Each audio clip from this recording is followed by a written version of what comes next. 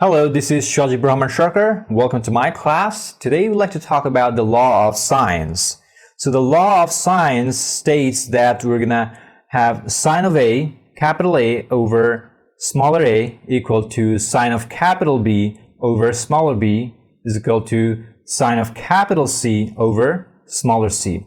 So these lowercase letters that you see, A, B, and C, these are the sides of the triangle. And the capital A, B, and C that you can see here, these are the angles of the triangle. So let's go ahead and draw the triangle first. So this is the triangle where none of the angles of this triangle is 90 degrees. So it's not a right angle triangle. None of the angles are 90 degrees. Now, as a general convention in trigonometry, we label the sides. We label the sides of this triangle with lowercase letters. So I'm going to label this as C, this one as B, and this one as A. And also as a part of this general convention, we label the angle opposite to the side with the same letter, but uppercase letter. So this angle will be labeled as capital A, and following the same idea, so the angle opposite to the side B will be the angle capital B, and this one would be labeled as capital C. All right, so this is the angle, and in the problem setting, we might be given a couple of angles and maybe one of the sides, or maybe a couple of sides, one of the angles, and then you will be required to find out the other sides or other angle that is not given to you. So when you can find out all the angles and all the sides of a triangle, that's what we call solving a triangle completely. So in this kind of problem, we'll be trying to solve a triangle completely. That's more or less the general idea. And this law of sines, this applies to any triangle, not just right angle. You can, of course, apply this to right angles, but it applies to any other triangles as well. You remember when we talked about this rule SOHCAHTOA, that was dedicated totally for the right triangles. So whenever you have the right triangles, we use the law of SOHCAHTOA. But on the other cases, for example, in this case, none of the angles are right angles. In that case, we will be able to use the law of sines. So this suggests that this law holds. So I'm going to write here. So this holds in any triangle. And when I say any, I mean absolutely any triangle, not just right triangles. Not just right triangles. So right triangles was for SOHCAHTOA. But we can apply this law of sines as well. Now, previously, when we discussed about the laws of cosines, you remember that we can use our best judgment to decide whether we'd like to apply the law of cosines or not, based on the given scenario, given situations. And we found that there are a couple of situations where we'd be able to use the law of cosines. Now, the fundamental question you should be asking that when do we want to use the law of sines? So yes, it's true that we can apply to any triangle, but we have to judge the situation whether whether it's a good idea to use the law of sines or law of cosines. We have seen a couple of situations for law of cosines. Now it's time to understand and analyze and understand the applications of law of sines better. So in order to do that, we will now discuss when to use law of sines. So I'm going to write when to use law of sines. All right. So there are multiple situations where we can actually use the law of sines. So one of them would be A as A, angle, side, angle. So this is one of the situations. So let me show you in our triangle what that means. Angle, side angle. So you're given an angle and then a side and then another angle. It's important to follow this order. We have to follow this order. At first the angle, and then followed by the angle, we have to see this, we have to consider the side, and then finally we'll have the next angle. So this order is important. So make sure that before you apply, you follow the order. If your given information follows a certain order in the triangle, if it follows, then we can go for this technique, ASA. So it belongs to this situation, and then we can apply the law of sines. All right, so now it's important to understand whether this ASA situation or angle side angle situation will actually produce any solution. Are you actually going to get a solution out of that? It turns out that ASA always has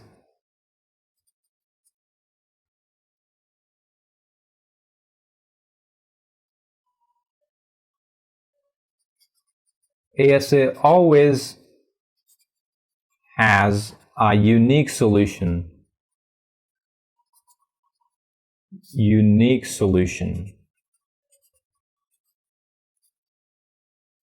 So what I mean by this unique solution, meaning that we will get exactly one triangle out of that. So when you're trying to apply the law of sines in the ASA situation, we're going to get exactly one triangle, one solution, and that's what we mean by unique solution. Now, before you apply this law of sines, you need to make sure that the couple of angles that you're given, these angles sum to less than 180 degrees. So we're going to write assuming the angles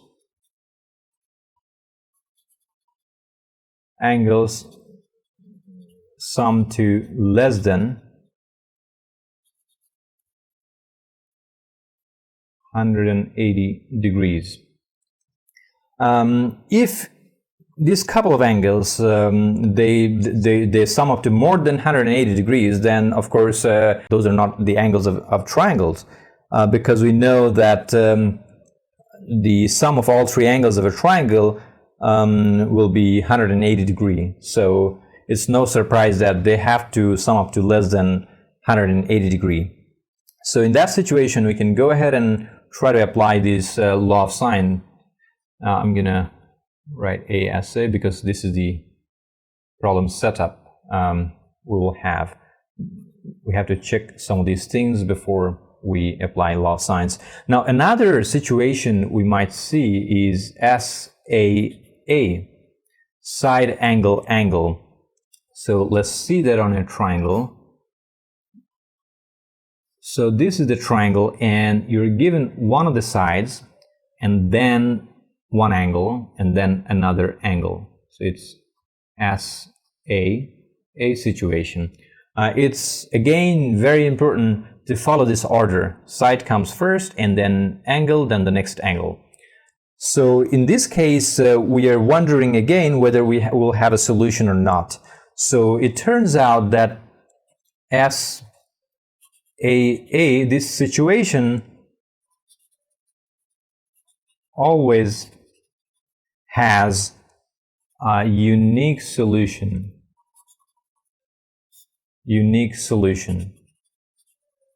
So we will get exactly one triangle out of this situation. All right, now again, before we apply, since we can see there are a couple of angles given, we're going to assume that the angles sum up to less than 180 degrees. So I'm going to write it over here, assuming the angles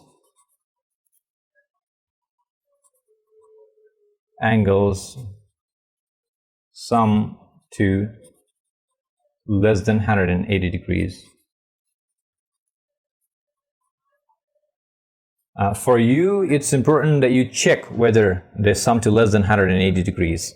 And once it checks out, only then you go ahead and try to apply this law of sine formulas. Now,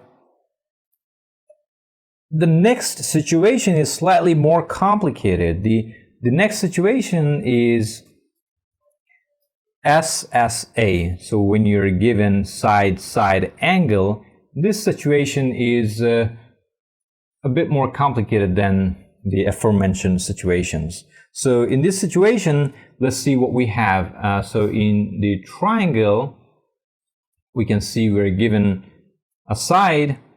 So this is the side we're given, and then another side. So this is how I'm indicating the other side. And then finally an angle is given, and all of them comes in order. So side, the next side, and then there comes the angle next. Now you can notice that this angle is not in between these two sides that are given. It's one of the other two angles, and that makes the situation a little bit ambiguous. So in that case, it might happen that we're not going to find any solution at all. So it might not give you any solution at all, or it might give you one solution, exactly one solution, one triangle. You might be able to find one triangle, or you might be lucky enough to find a couple of triangles. So it's quite ambiguous. So I'm going to write SSA might have no solutions,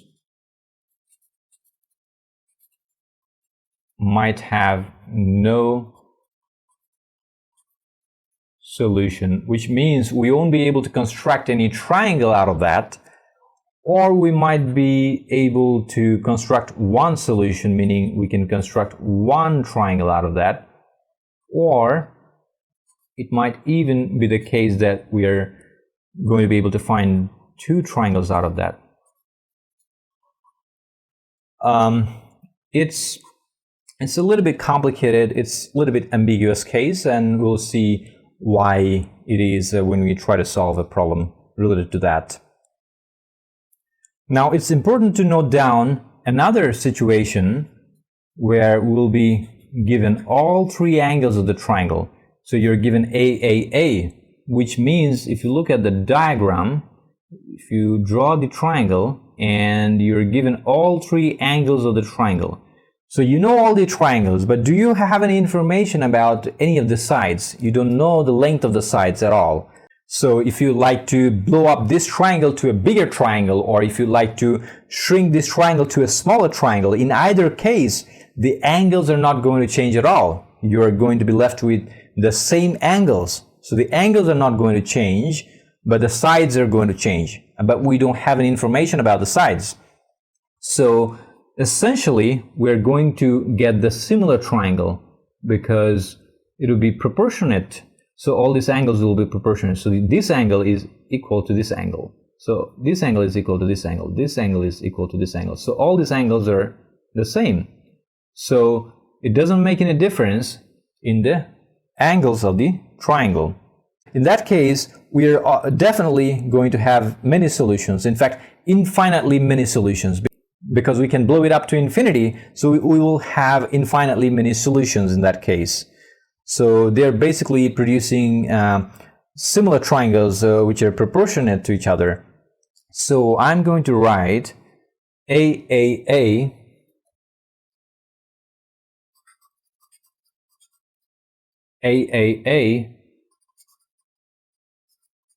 always has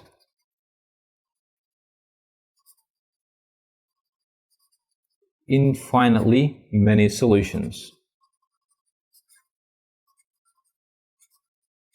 So we can basically get infinite amount of solutions out of that. Now we're going to assume that, again, we're going to assume that the angle sum to, assuming angles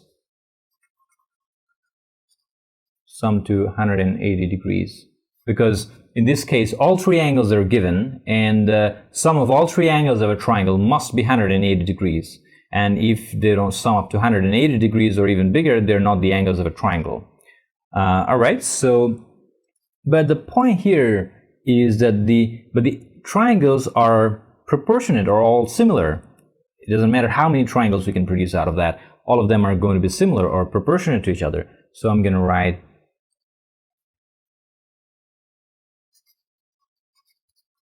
but the triangles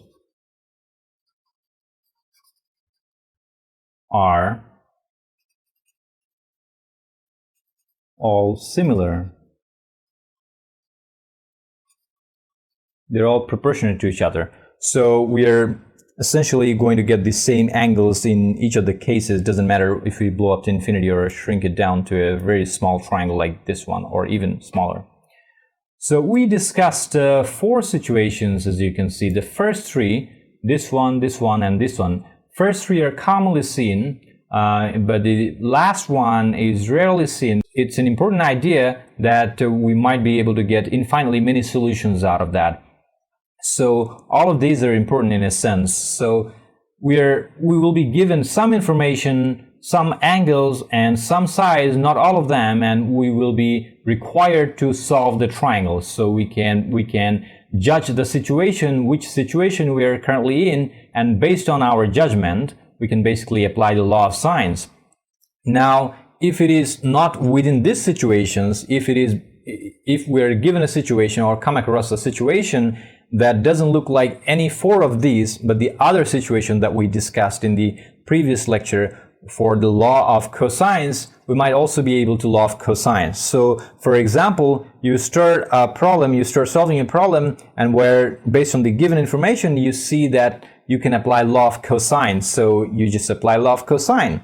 Now, after applying law of cosine, you might be able to find out 1 or 2 other extra information, and based on that, you see that you arrive at a certain situation where you see that it belongs to one of these 4 situations where you can actually apply the law of sines in the middle of the same problem, which you started off with applying law of cosines. So in the middle of that, what you see that it belongs to one of the situations, so you go ahead and apply the law of sines. So combining law of sines or law of cosines, both of them put together, we can basically solve any triangle.